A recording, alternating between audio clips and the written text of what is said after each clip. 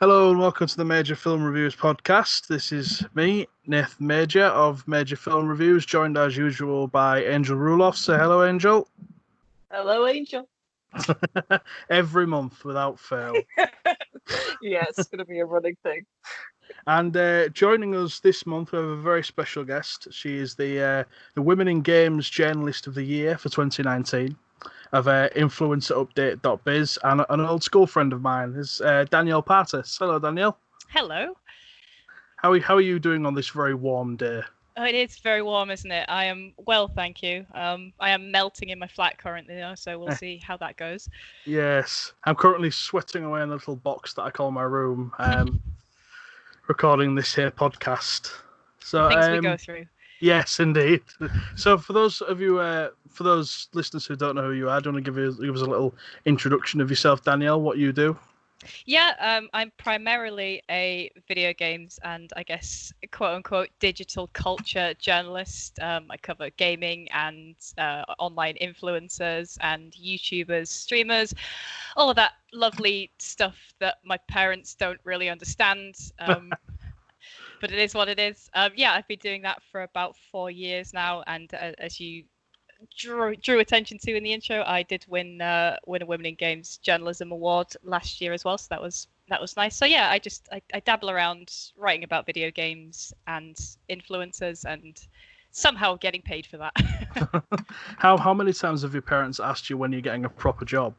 Because I imagine that's a question that occurs every other week. Yeah, it pops up a lot, but they've gotten to the stage now. I'm so many years in that they just kind of accept that I get paid for something, even if they don't know what it is, I get paid for it, and that's enough for them. Well, I suppose we have to settle for something, don't we? We have to get paid for something in life. Indeed. So I've invited Danielle on to go through the fettered swamp, as it were, of video game film adaptations, and it's actually the most I've ever researched for a podcast because I didn't want to come in totally blind. So do either of you two have any particular favourites video game adaptations to film? One of my childhood favorite films was the Super Mario films and Mortal Kombat. Right. See, my issue is I want to say Mortal Kombat, but it could also be Street Fighter. No, Street Fighter is the one with Jean-Claude Van Damme and Kylie Minogue, right? Yeah, we're off to a flying start here. Yeah, but I haven't watched them recently. I kind of wanted to rewatch Super Mario's, and I just haven't yet. That was supposed to be my homework for this week, but I've had actual homework to do. Is that the 1993 film with Bob Hoskins? Yeah. The interesting thing is, John Leguizamo, who played Luigi in that, said most of the cast and crew were completely pissed out of their heads while they were making that film, which is probably why it's so bad, because most of them were drunk. They probably needed it, honestly. Yeah, probably. Yeah, but I was really, really into Super Mario's growing up. Yeah. So I was just like, oh my god, there's a film. And yeah, like the cartoons are a lot better. But it's that difficult. How about you, Danielle? Do you have any particular favourite video game adaptations? Yeah, I have a couple, and I think I'm hesitant to commit to this opinion, but I think that my favourite video game adaptation movie is actually the 2005 Doom film with The Rock. Yes! And Carl Urban. Okay, yeah. Yeah. And it is... Yeah. Cast no aspersions. It is a terrible movie at the height of like the mid-noughties disgusting CGI, and there's this scene in it where you view it through the eyes of The Rock, who is playing the main character, and it's like you're playing a first-person video game. Mode. Yeah. That's the thing that got me so excited when it went into like the video game like first-person mode. I'm just like, oh my god, I'm actually in the game. Like, and it's. I'm just like, really, just it's amazing. I just love that the way that they filmed that, and I'm just that excited. I can't. Awful movie, awful. But in its own way, it's also a great movie, and it's got a reasonably good cast as well. So it's super enjoyable. But I think it came out at a weird time. I think. I think it was a kind of weird time for The Rock because this was kind of before he made billions playing himself repeatedly. He actually seemed like he was playing someone other than The Rock in that film. And as you say, it has the redeeming factor of that first person section that was pretty cool. But other than that, it's a fairly terrible film. I think it came out a year after Doom 3 did. And I can't really remember a lot of Doom 3, but I think it was good. That was the game where you could either have a gun or a flashlight, and all of the levels were in complete darkness, wasn't it? I think so. Yeah, I remember. I have a favourite video game critic called Yahtzee Croshaw who does Zero Punctuation. Oh yeah, I know that. Yeah, and he mentions that frequently. The kind of design choice of being able to either have a gun or a flashlight, and it was all in darkness. As if no one had invented tape. I never really thought I'd seen a good video game adaptation until I saw Detective Pikachu last year. I think that's probably the first one I've actually enjoyed. I was going to say I think that objectively might be the best one that we've seen so far, because historically they're not great, but Detective Pikachu did really nail it for me. I feel like it's Pikachu and Ryan Reynolds, so I mean it's difficult double to go whammy of enjoyment, right? Yeah. I feel it could have done more with the Pokemon world, but I enjoyed it for what it was. I really like Ryan Reynolds. I think he's really charismatic and can just carry a film with his presence. And his casting as Pikachu was genius. Agreed. And I also quite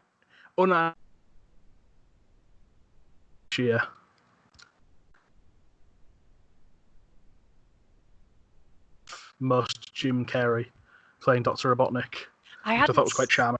Seen that one actually. I haven't seen Sonic yet, but I am very excited for Jim Carrey. Yeah, he can't. Yeah, for about 10 years, didn't he? But he's back now, kind of gaining and making his faces again. So, yay! So, I did a little bit of research for this, and I went on Rotten Tomatoes, which is the kind of aggregator for critical scores. It's not a perfect method for measuring opinions, but it's kind of the best one I had to hand. And the interesting thing I found was only 3 video game adaptations in history, and this is direct adaptations, have ever received a fresh rating from Rotten Tomatoes that's above 60%. So only the top 3 have had more than 60% positive critical reception. Which ones? Do you know? And yeah, I have them noted here that the top one was quite a surprise to me. The top one on 73% positive reviews is Angry Birds 2. Oh my god! I mean, it is. I mean, what? Oh wow! And, Angry Birds. Completely Actually, didn't expect that at all. See, I was kind of low-key hoping Hitman, the one with Timothy Olyphant, is it 2007? The Hitman adaptations were awful, though. I mean, for a film just ignoring everything, as a film itself, I wasn't. I mean, yeah, maybe it's one of those things where I'm lacking decent judgment. I mean, the Hitman films are an ideal kind of example of why most video game adaptations don't work, is because it's taking an interactive medium into a non-interactive form. So kind of the appeal of Hitman was the kind of open world and the kind of you can kill your target in any way you want. You can like drop a bucket of paint on his head, or you can snipe him from 2 roofs away. Whereas that freedom doesn't really exist within film, and that's why I don't think a lot of adaptations are successful. But sort of in the sphere of action movies, like just thinking of like Mission Impossible or like, is it Transporter? Jason Transporter. Statham. Yeah. Yeah. It's not that. I want to say it's not that bad of a film, but again, my judgment is not the best. No, it doesn't seem that way, to Mm. be honest. Second on the list with 68% was Detective Pikachu, which was nice to see. Apparently, there's a sequel in the works. I really hope they do more with the Pokemon world, flesh that out a little bit more. Mm.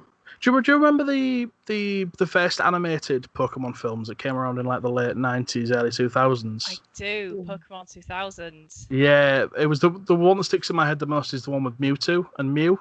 Yeah, I think was that the one where Pikachu dies?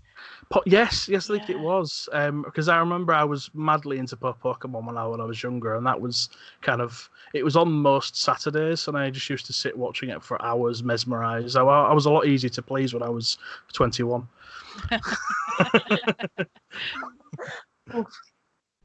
Yeah, still a great movie. I think that the old Pokemon anime movies really hold up as well, but they remade the first one, didn't they, for Netflix a few months ago? Which I haven't watched yet because I have a kind of rule for childhood nostalgia to stay within arm's reach of it because it never really comes in a positive light when you revisit it as an adult. I don't find. Yeah, me too. It's hurt me a lot buying back into nostalgia, especially with things like video game remasters. Oh yeah, because you realise like some of the bad decisions that we didn't realise when we were kids.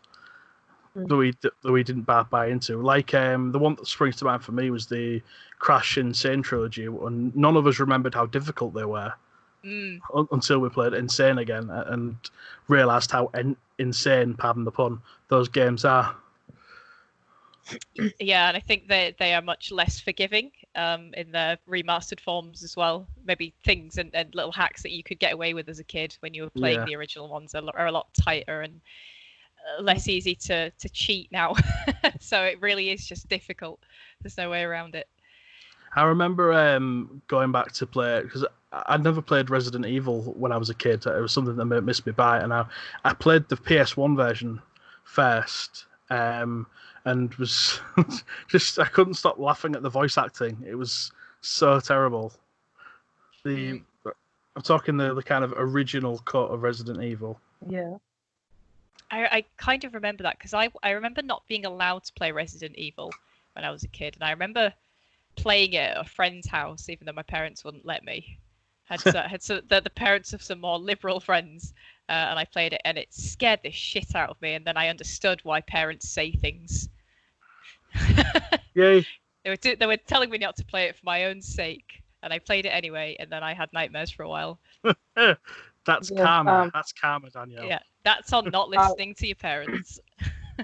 I wasn't allowed to play Silent Hill, but one of my friends had it, and I remember just watching her play it, and like when Pyramid Head just sort of appears, and I'm like, oh my god, what? I totally understand why my mom's just like, no, you're not playing Silent Hill, you're not playing Resident Evil, just no, it's evil.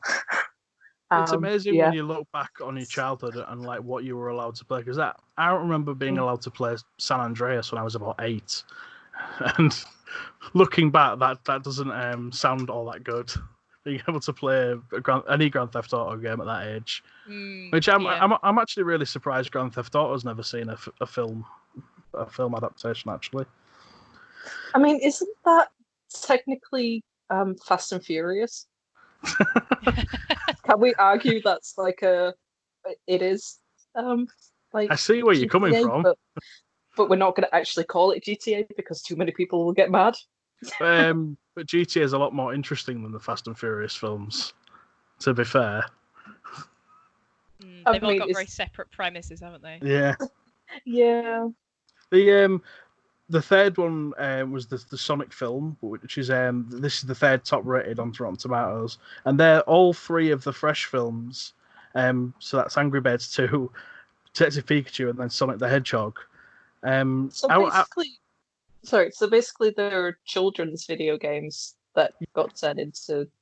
Yeah, and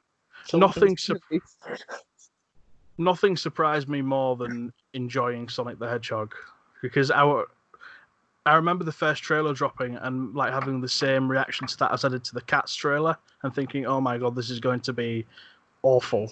Yeah. And then when it came out, I was like, "Oh, this is surprisingly entertaining." I mean, it wasn't that kind of breakthrough moment that I think video game adaptations need. I think they need one big breakthrough film that actually turns out to be not just exceeding expectations, but actually a good film. It wasn't quite that. But I would it was like to enjoyable. argue that Tomb Raider is one of those films, like the one with Angelina Jolie. Like, Really? I love Yeah. Tomb Raider films, I That's- remember the but one. the first one especially. Like, but then Angelina Jolie, how can I not love her? God, yeah, I'd completely like erased that from my memory, but I think it came out like 2003, 2004, Yeah, maybe. and like that was the height of the kind of Tomb Raider popularity when there was a game coming out every year, you know.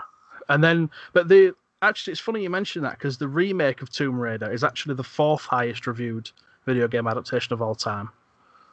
Hey, The one with Alicia Vikander, I think her name is pronounced. I've probably said that wrong. But yeah, that's 4th on 51, along with Rampage, which is another The Rock vehicle. Yes. Based on the old arcade game.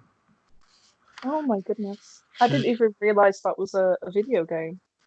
Yeah. That's because I thought that was just like another sort of King Kong version. Am I thinking of the right one?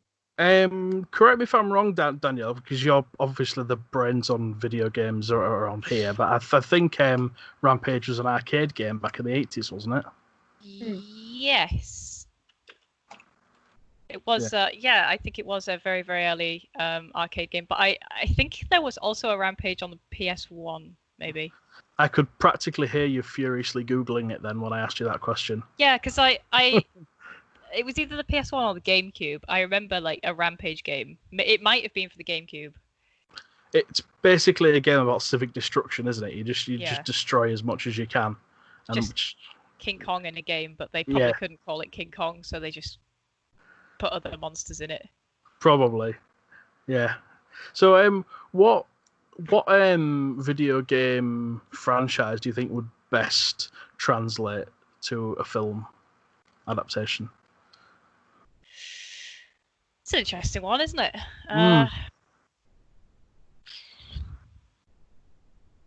I know there is one already, but the Assassin's Creed games are really good ones to adapt. I didn't actually see the one they did recently. Wasn't very, very good, sadly, because I really wanted them to adapt Assassin's Creed 2 directly to a film, because I think they should have just ignored the first game, because in terms of quality, it really starts being good at the second one, in my opinion, of course. Because there's a lot you could do with the Assassin's Creed like universe. I mean, you could just create your own like offshoot if necessary, so it's like your own cinematic universe that's different to the video games. And well, that's kind of what they did. The books. Yeah, that's so kind of what they did, because the film wasn't a adaptation of any of the games. It was a completely original story. So that's as you said, there's a lot of room there for it, but it all depends on your first jump into the unknown, as it were. The first film that you make is going to be the one that sets the scene for the rest of the franchise, isn't it? If you release a real turkey the first time around, then there's little chance that you're going to get a second chance at that franchise. Yeah, it's an interesting one now, because as we move further and further into the development of video games and technology, and how games now are becoming sort of like cinematic in their own right, like especially with newer things like God of War and The Last of Us 2 and Red Dead Redemption. They're all such huge cinematic experiences that are also interactive, that making a movie out of them when they're already sort of, story focused movies in themselves is an interesting move. Like, how do you take a story like God of War, which is very, very, movie making techniques are employed in that game, and take it and make it into a movie? Like, what's the point? Yeah. When the game is already a movie in itself, other than for people that don't play video games to experience the world. Yeah, that kind of reminds me of the cutscenes from Final Fantasy. Yeah. Yeah, and then Then yeah, what we there's the really need films. is an Animal Crossing movie Oh, with real God. animated anthropomorphic animals, but it's also a horror movie where a human Oh my being God, wakes yeah. up on an island and they're just surrounded by like horribly animated anthropomorphic badgers and horses, and That Tom Nook's sounds there. amazing. And he's Yeah, like, that sounds amazing. you can escape the island if you pay me enough money, and then you become a slave trying to leave the island. I don't know what I've just pitched there, but get Nintendo on the phone. Okay, so what if we just merged Battle Royale with Pokemon and just have that as Animal Crossing, essentially? Oh, I see what you mean. Yeah, but all the animals have to fight each other. Or you have to fight all the animals. Yeah. That's terrifying.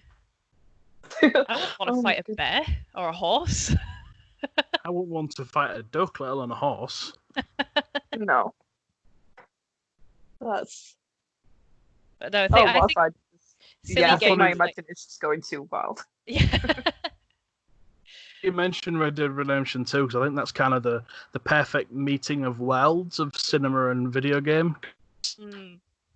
Cinematic and laid out and shot like a film, but the world is so reactive to your interactions. You can ride kind of across the map and come across multiple different story threads, so it's not as linear as a film, which is why I think it wouldn't translate as well to a film, because the thing about Red Dead Redemption 2, it's a different experience for everyone that plays it, and you can't really recreate that as a non-interactive medium.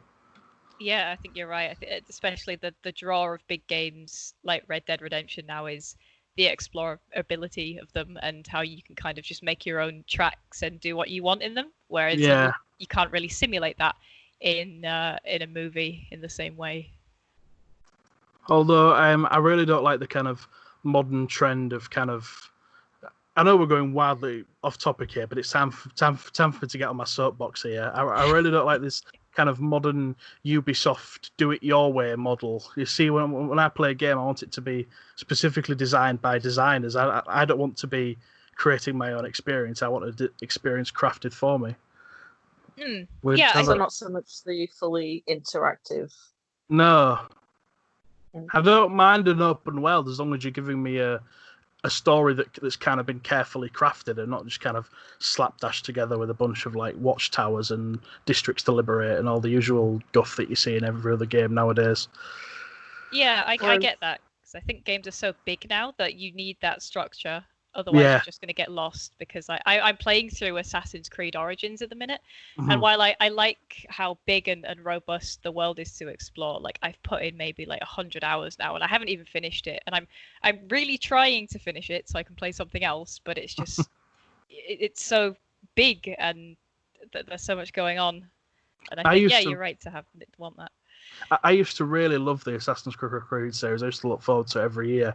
But kind of after Unity, I really fell out of love with it because I think it kind of became more formulaic and it kind of fell into that Ubisoft holding pattern that every game of theirs seems to fit into these days. And that was kind of the cut-off point where it kind of really jumped the shark for me. And I know that it's kind of reworked itself over past years, but once you've lost that goodwill the first time, it's very difficult to go back to a franchise like that.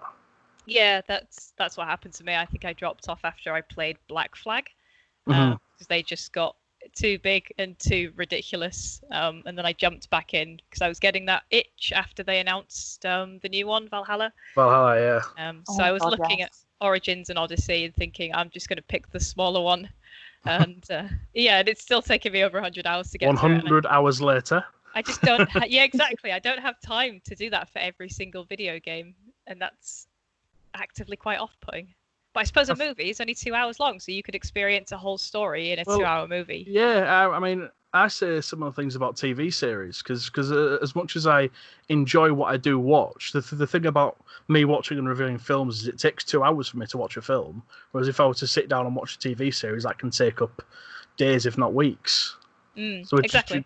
Which is why it's so much easier to review films than it is to review TV and video games, to be fair, because they can be 40 hours or upwards, Well, not as much 40 hours these days, to be fair. 40 hours is lucky. Got to save something for the DLC, all right? Of course. So we're going to switch track now from the good stuff to the bad stuff, which is what I think makes for more interesting conversation. I generally see that when I review a bad film, it creates more interesting conversation. And these films are really, really bad. And all but one of the 5 films in the bottom 5 are directed by the same man. That man is called Uwe Boll. He's a German film director who is famed for making really terrible video game adaptations. He did the Alone in the Dark films. He did a few Mortal Kombats, House of the Dead, In the Name of the King, Blood Rain, Far Cry, Postal. He is so starting from the number 1, which is Alone in the Dark, which is one of his, got a 1% positive review score. 1%. Christ. Yeah. And that's an achievement in itself, isn't it? Yeah, he's generally regarded as being one of the worst filmmakers of all time, but he's not someone who enjoys that. In fact, he goes out of his way to insult film critics and challenge them to boxing matches. So I'm going to shut up about him now. Has he considered making a better movie? Oh, that's fine. I volunteer as tribute. I'll box. But I remember watching Blood Rain and just sitting there thinking, what? What am I watching? The only good thing about it is the red hair. Blood Rain is the fifth worst reviewed film at 4%. And that was also directed by Uwe Boll. He kind of openly challenges the film critics who slag off his films to boxing matches and to fights. And luckily, he's actually left filmmaking behind now, and he actually runs restaurants now, which is funny to me. Yeah, he's gone from one line of work that's highly susceptible to critics to another one, which is a hilarious choice for Uwe Boll. But just going through the bottom 5 of this list, so Alone in the Dark, that was 1%. Mortal Kombat Annihilation, which is the one I don't think he did, was 2%. House of the Dead is 3%, and In the Name of the King is 4%. Of the 43 video games movies listed on Rotten Tomatoes, 3 are fresh, and only 5 have over 50% positive reviews. Is Doom in there? That's the important question. Doom is there, and it was about 15%, 15 to 20%, something around that. Oh, disgraceful. These people. Those damn critics. Always criticising. Yeah, I don't know if I've actively seen any of Boll's movies. I think I've maybe seen Far Cry. I maybe watched that because it was literally called Far Cry, and I went, "Oh, I like those games," but I cannot remember it at all. I don't know who was in it. His films are kind of more of the films that you hear about rather than see yourself. You'll kind of see them listed in Watch Mojo top 10 worst video game films or something like that. You'll always hear about them, but you'll never see them on TV or on DVD, mostly because they're too shit to be reproduced again. This one man is the reason we're having to have this podcast about why video game movie adaptations suck. It's just him. If we just get rid of him, it'll be fine. Well, I'm just looking up the IMDb, and there's 3 Blood Rain films. Yes, there is. 3 of them. 3 Blood Rain films. Who paid for those? And the funny thing is, his earlier films are actually big budget studio affairs. So Alone in the Dark was a big budget studio film with some quite big names attached to it. I can't remember who they were, but they were box office names. And it was only kind of after about 5 really bad films that the studios realised that they probably shouldn't employ him anymore because his films are shit and they make no money. Unbelievable. Blood Rain Yeah. gets 3 movies, and my boy Carl Urban can't even get a Judge Dredd sequel. I know. This The is an injustice in injustice. this world. The injustice is unbelievable. And I also think In the Name of the King got about 3 films as well, which is also a video game adaptation of a game I've never heard of. So Yeah, I've not heard of that. But is that Jason Statham? yes, it was. Yeah, Wait, I think I've seen this film.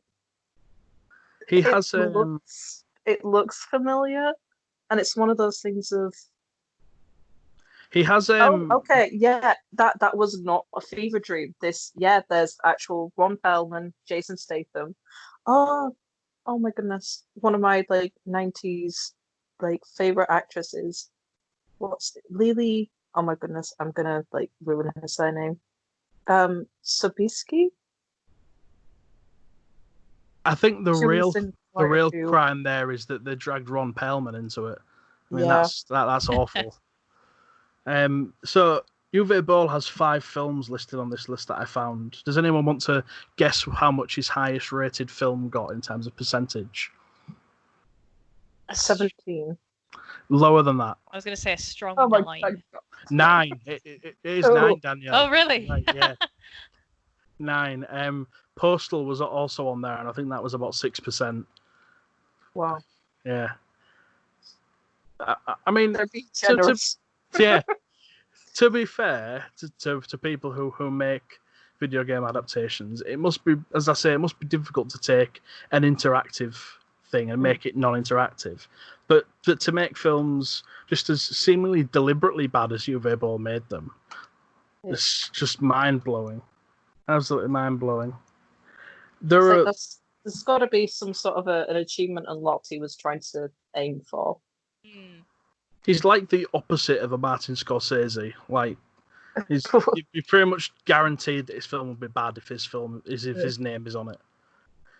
He also want to watch if you just want to rip something to shreds and be like, right, how do we not do something? This is a case study. He also, and this is a little factoid I picked up on his Wikipedia page. He made a film called Auschwitz. Oh no! Yeah, he's made a few and Nazi-based films. Remember that Uwe Boll is German, and that starts to become problematic as soon as you remember that. But it becomes even more problematic when you realise that he played a gas chamber commandant in the film Auschwitz.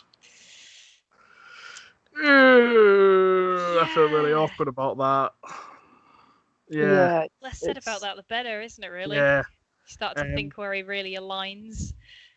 A case study on how not to do things. He justified it by saying that as a German, he felt like he needed to remind people of the horror that happened. I think we're including. There's certain ways of doing that, though.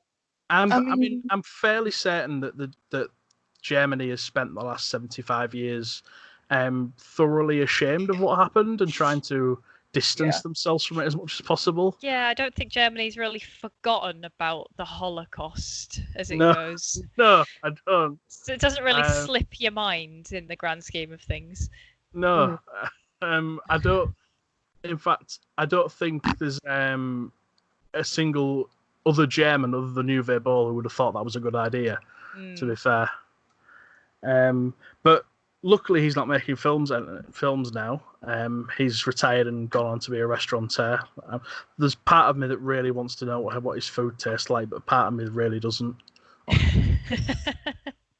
It's worth it, isn't it? It's a discovery. There are 2 video game adaptations coming out in the next year, actually, one of which was delayed a few weeks ago because of the ongoing plague. There's an Uncharted film starring Tom Holland as Nathan Drake. That's out. Now I think it's November next year. It was intended to be this year. And there's also a Monster Hunter film coming out later this year. I haven't played Monster Hunter, so no, neither have I. Maybe that's a way to get me into the franchise by a good movie. Maybe. There's also a Minecraft film coming out in a few years. How? I don't know. I don't know why we need that. I don't know how it's going to work, but we're getting it whether we like it or not. And there's also another Super Mario Brothers film in 2022. Oh God, not again. Yeah, because I'm actually kind of excited just to see how bad this is gonna go. those who It's just like fingers crossed. But those who like, don't learn from history are doomed to repeat it. right? That's what Boll's trying to convey with his German films. Oh yeah, definitely. He's trying to remind us to maybe not be a commandant at a concentration camp. Yeah, as though we wouldn't have thought of that naturally. Yeah, I think we kind of got that message around the time of the Normandy landings, but Yeah, there can't we hurt go. to reinforce, can it? I mean, it's not exactly a leap of the imagination either, is it? It's not. It's not a stretch.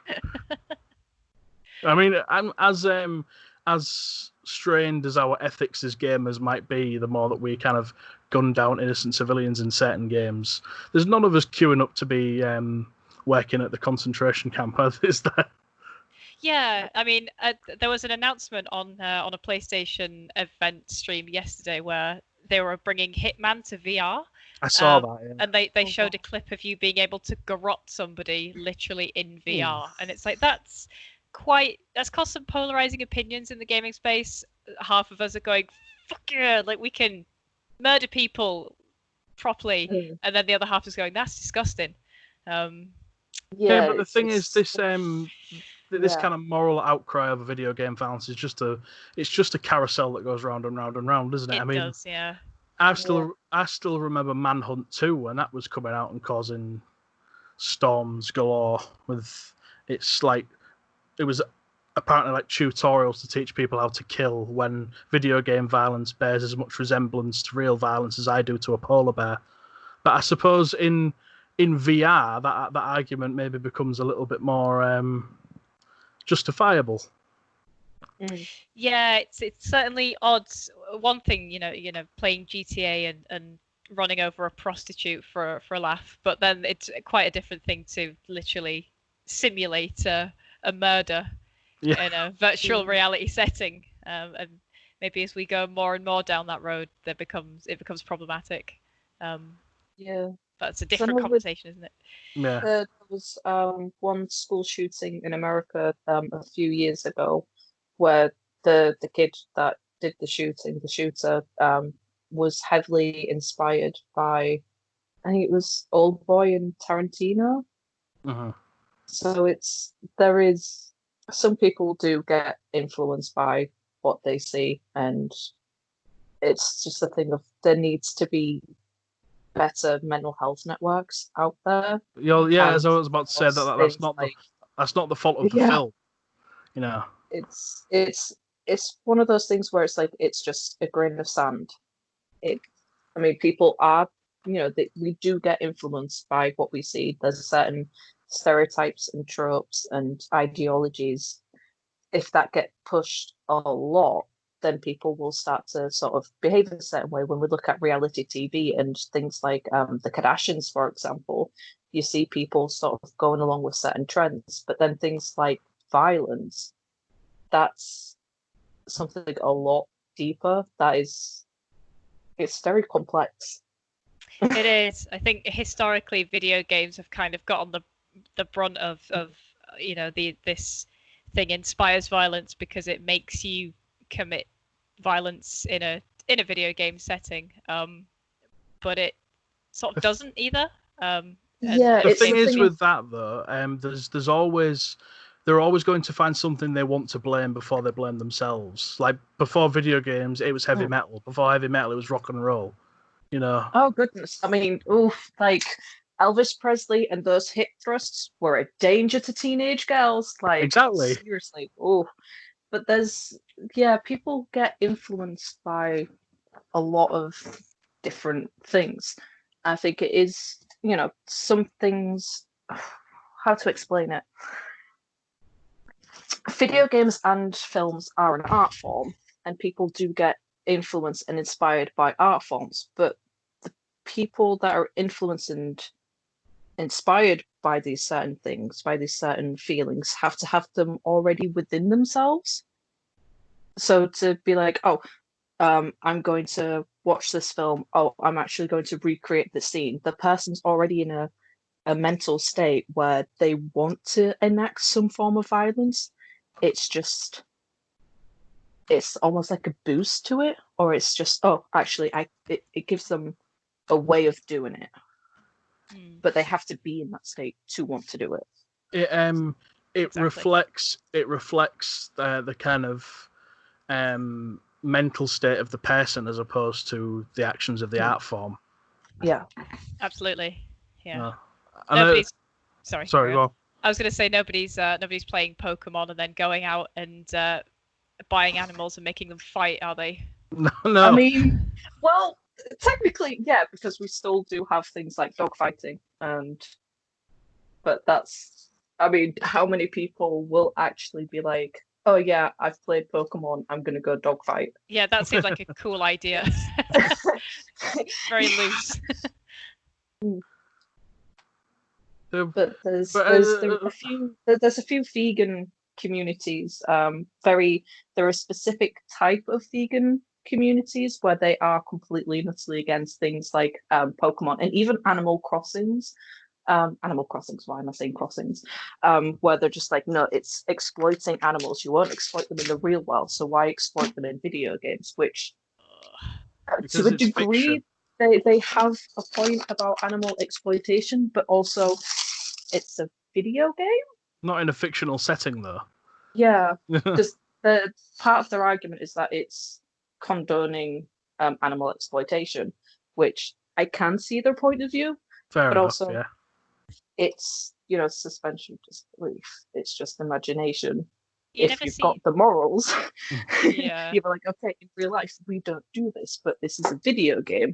So, but there's one vegan guide that I came across where it's just like how to play Animal Crossing whilst being vegan, and I'm like, oh no, this is interesting. It's interesting, and it adds a different gameplay to it. But then there's also the part of my brain where it's like, it's just a video game. There will always exist a kind of certain type of person on the kind of fringe who are looking for something to blame for whatever's going on at that certain point in time. As I said, it's video games kind of once a year now. The different video games. Before it was heavy metal being blamed for poor mental health. Now I remember my favourite band, Judas Priest, was sued by some parents of some teenagers that committed suicide in the early 90s. Yeah. And before that, it was rock and roll that was deemed the devil's music. And like after that, certain films have been blamed, like The Exorcist when that was released, and there was a kind of hubbub about that. And there was The Life of Brian, and so there will always exist a group of people looking for something to blame, who can't quite appreciate that the thing to blame is often humans, is often the person behind it, and not some kind of work of fiction that bears no resemblance to the real world. Yeah. I think video games always kind of get the blunt end of the stick very frequently as well, compared to, like you say, movies and music, for example. Oh, definitely. I think the argument comes around with video games so frequently because I think it's up until very recently an industry that hasn't really been seen on the same level as maybe the music industry or the film industry. It's always lagged behind as something that people don't really get. But now it's become bigger than ever, and more people are playing games than ever before, and it's becoming more of a popular medium. But again, people are still thinking with that mindset of it's the video games that are the problem, when it's not really. Because I'm struggling to try and think of any type of situation where FIFA has got into trouble for any of their video games. It's like, has anybody tried to do football matches so many times in a row and be like, oh, it's video games' fault? I'm an athlete now, damn it. I mean, how could you? It's all those all those FIFA editions every single year. How could you? The thing that most galls me about video podcasts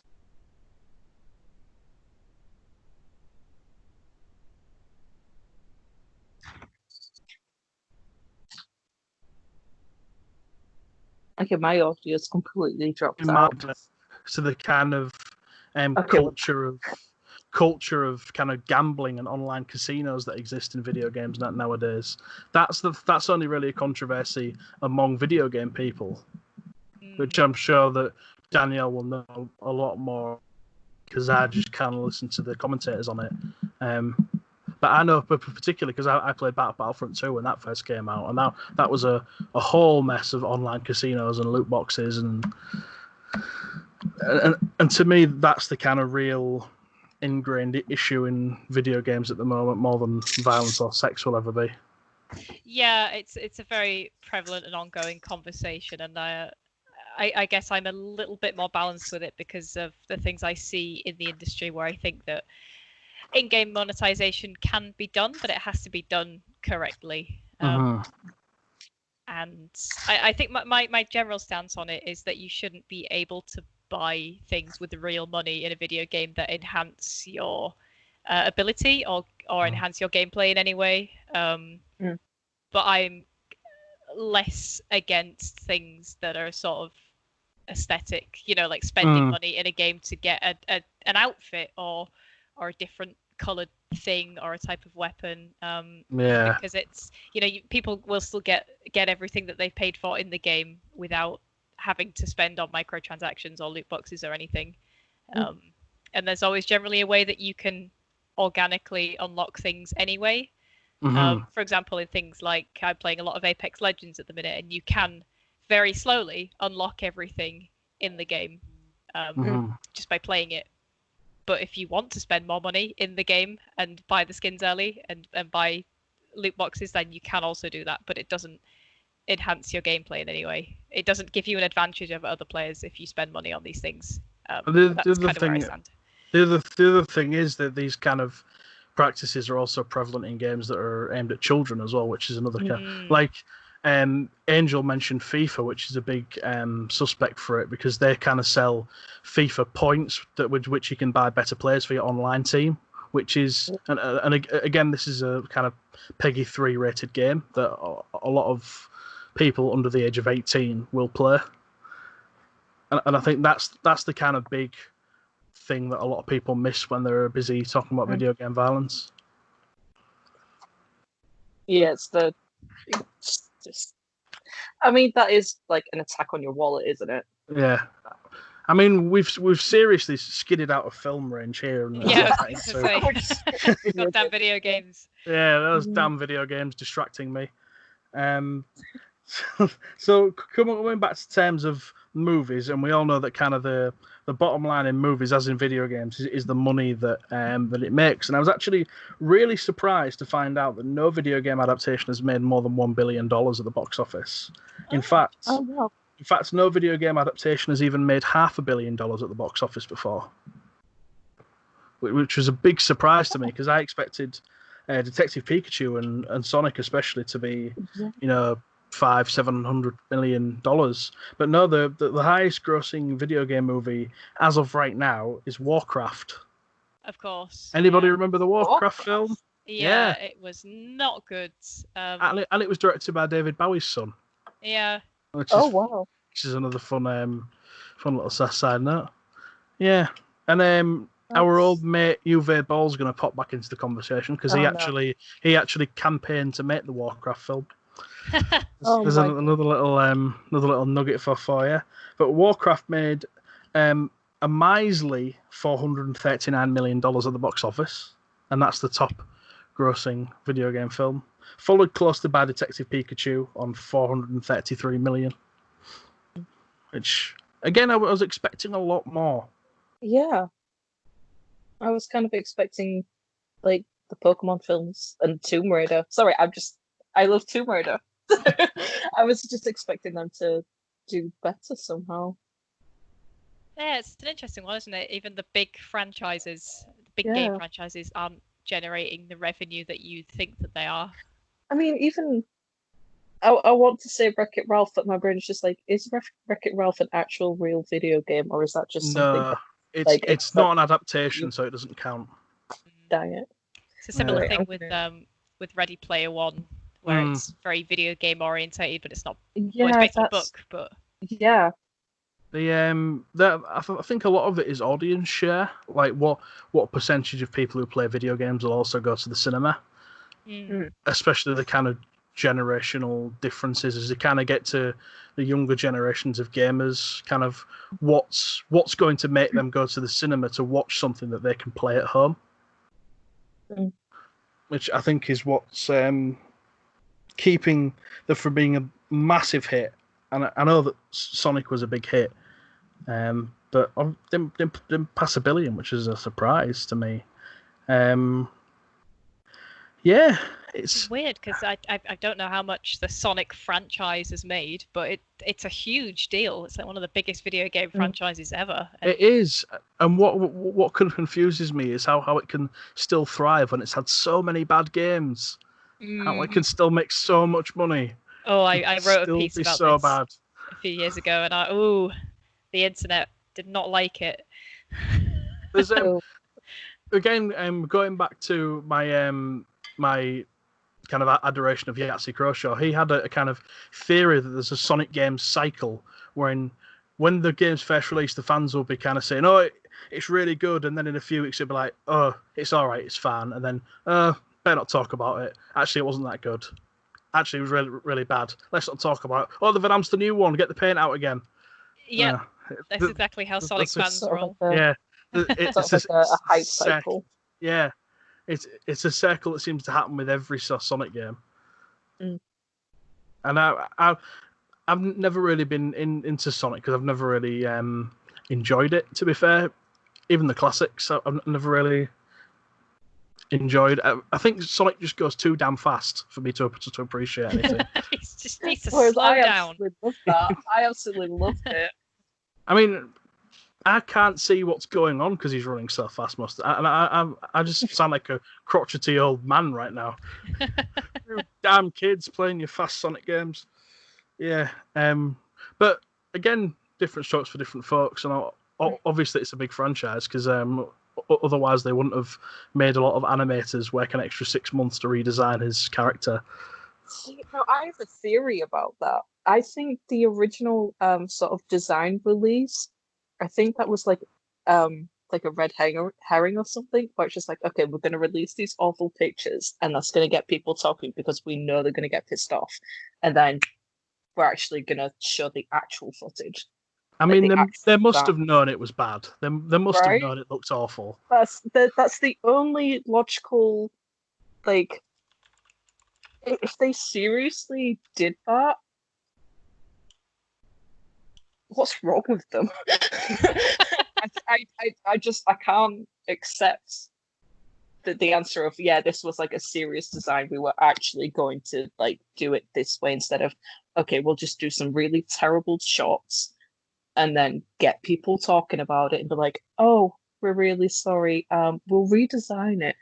Okay, here's the redesigns. Do you like it? Because you've been talking so much about it. Thanks for the hi. I don't believe that any human being with working eyes okayed that design.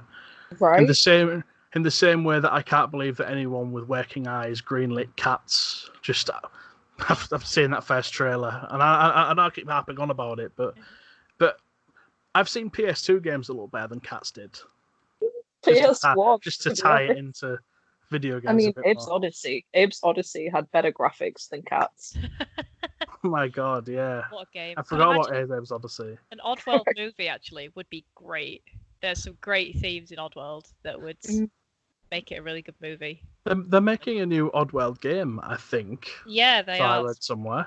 It's been on the cards for a while, and everyone forgot about it. And then I think they dropped another trailer earlier this year.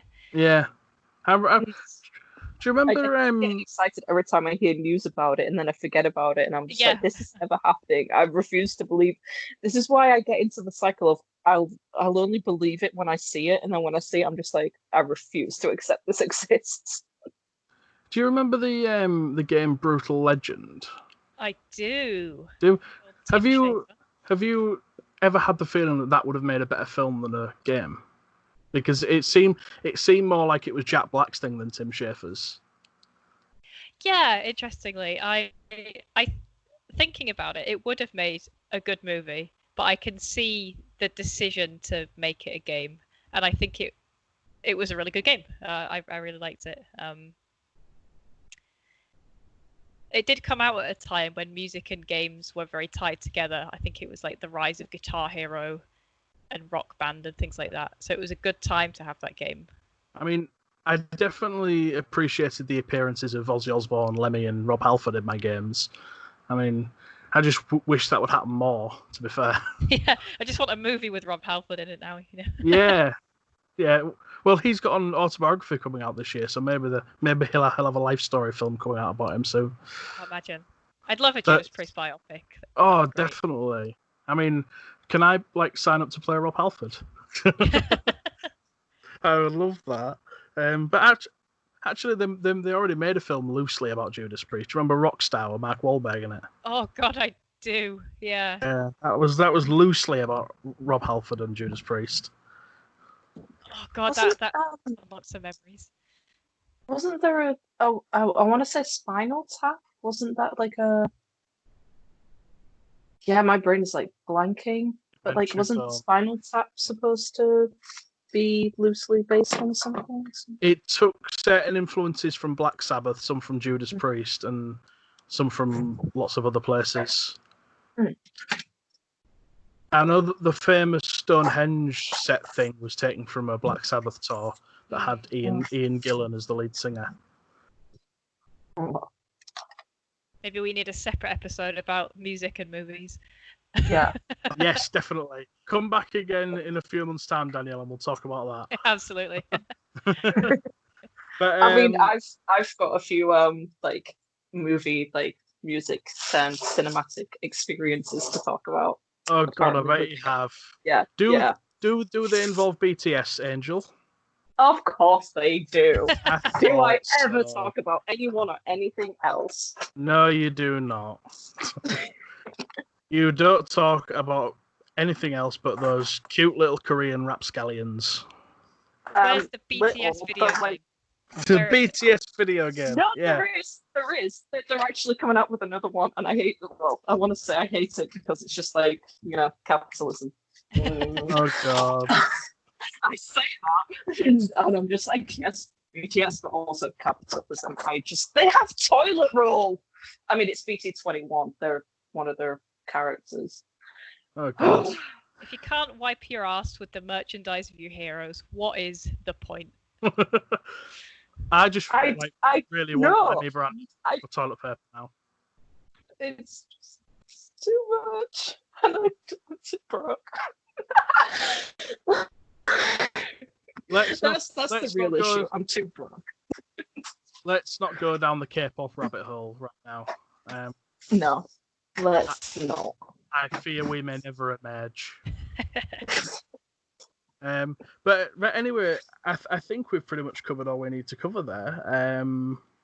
Yeah, so what we've figured out is that video game adaptations are pretty much a swamp with a few couple of diamonds are floating around in the swamp water, but other than that, it's just raw sewage. Yeah, I think in the grand scale of things, it's getting better. There's an upwards trend. Yeah. Things are looking to be improving, but yeah. Hopefully we will see. Hopefully we'll see a big breakthrough soon with them. But as we say, the more games move towards a kind of cinematic singularity, then maybe the film adaptations will improve. I agree. Who knows? But anyway, Danielle, do you have anything to promote before we say farewell? Follow me on twitter.com Bruella DeVille. Bruella DeVille. That's the one. That's a great pun. I think you were using that in school, actually. I seem to remember you using that in school. It was a little bit after school, I think. Was it? Yeah, but it was an Iron Brew based Disney villain pun that I came up with, and now I'm stuck with it. You do know that you can change your Twitter username, right? Yeah, you know what? I do have my actual full name as a Twitter handle, which I'm told is a really huge privilege. But I just can't bring myself to let go of the brand. Just yet. I've got mine too. My Twitter handle is just Nathan Ken Major, which is great. Very rare. One of mine is my middle name, so close enough, right? Close enough. It'll do. So, if you've not got anything more to plug, then Danielle, other than to visit her on the Twitter machine, twitter.com. That's the one. At Bruella DeVille. I'm at Nathan Ken Major, and Angel is at AngelOrion87. Is that right? Close enough. It's pronounced alright, but yeah. Okay. No, it's always pronunciations for me, isn't it? Yeah. You would be Dutch, wouldn't you? I mean, bloody foreigners coming over here and messing up the linguistics. Exactly. Should be ashamed of yourself. I mean, all I'm gonna say is Gloucestershire. Gloucestershire. Worcestershire. I don't know. I'm from here and I don't know.